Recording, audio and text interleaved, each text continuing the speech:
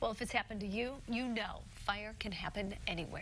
And the materials in our homes that can burn are more toxic than ever. Those are just two big takeaways from this year's Fire Prevention Week, which runs through Saturday. WCIA3's Bailey Bryant is here. So, Bailey, the goal, of course, is to stop the fire before it starts. This year's motto is look, listen, and learn. Look where fires could start, listen to alarms, and learn at least 2 ways out of every room. It could save your life and the life of firefighters. Fire safety starts with education. This week at Urbana's Lincoln Square Mall. We have groups of kids coming from different schools and daycares to come learn about how to prevent fire in their homes. Travis Crow is one of the Urbana firefighters teaching kids about Fire Prevention Week. We want them to be able to prevent fire instead of us having to come and extinguish a fire in their house. Bart Owen with the Mattoon Fire Department agrees.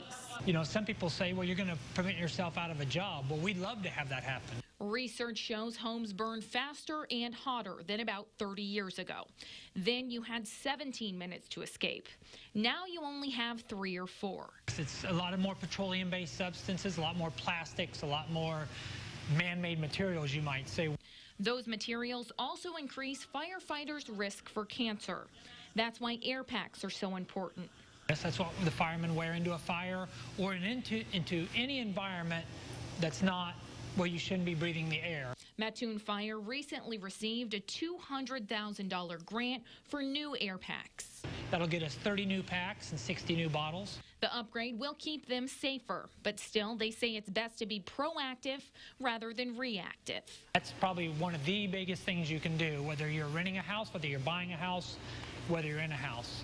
You need to have a smoke detector.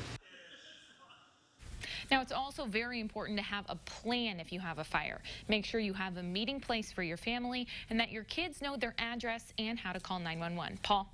All good advice. Bailey, thanks for that report.